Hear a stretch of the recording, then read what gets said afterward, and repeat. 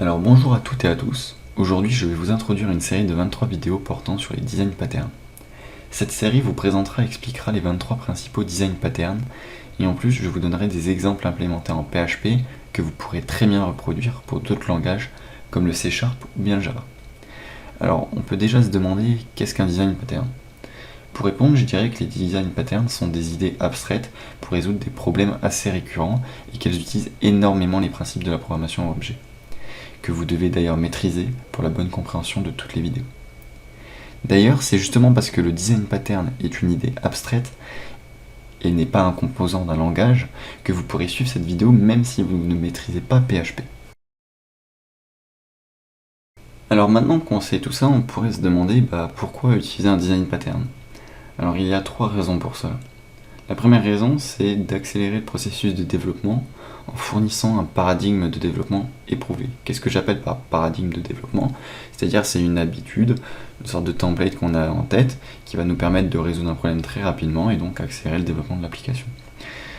Deuxième point, ça permet d'anticiper les problématiques qui peuvent devenir visibles que plus tard de la mise en œuvre.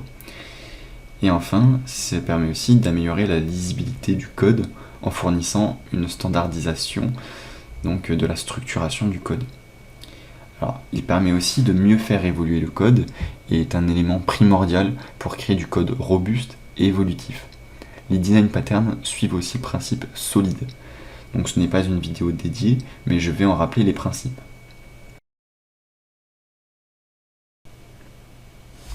Alors, la partie solide. Donc déjà, je tiens à m'excuser pour mon accent anglais.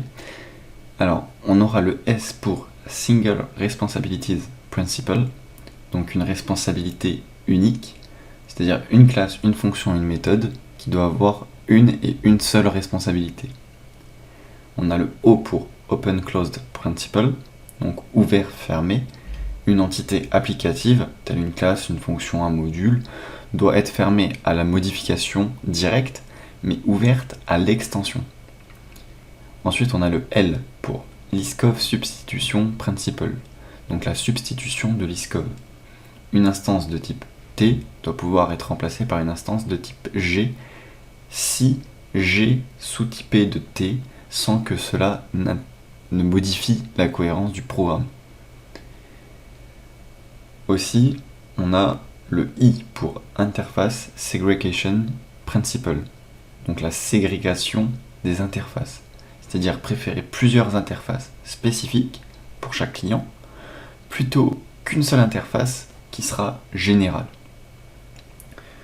Ensuite, on aura le D pour Dependency Inversion Principle, donc inversion des dépendances, c'est-à-dire qu'il faut mieux dépendre des abstractions que de dépendre des implémentations.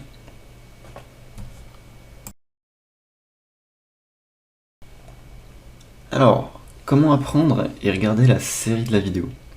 Donc déjà, on va voir 3 gros thèmes. En effet, au niveau des design patterns, on en retrouve de 3 catégories différentes. Alors, la catégorie des design patterns de construction, ensuite de structuration, et enfin de comportement. Je ferai donc 23 vidéos autres que celle-ci, qui correspondront chacune à un design pattern spécifique, en commençant par les designs de construction, puis ensuite de structuration, et enfin de comportement. Alors, je vous conseille de ne pas réécrire le même code que moi, vu qu'il serait identique et que le côté code n'est pas ce qu'il faut apprendre. C'est plus le côté idéologique. Mais il faudrait plutôt chercher un contexte similaire, un problème similaire pour l'implémenter de votre façon. Vous vous casserez plus la tête, mais à la fin vous comprendrez mieux comment cela fonctionne. Merci d'avoir regardé la vidéo et n'hésite pas à mettre un commentaire si tu as des doutes sur un terme évoqué ou sur une question non répondue. Cela sera valable aussi pour toutes les autres vidéos. Allez, on se retrouve à la prochaine vidéo. Ciao!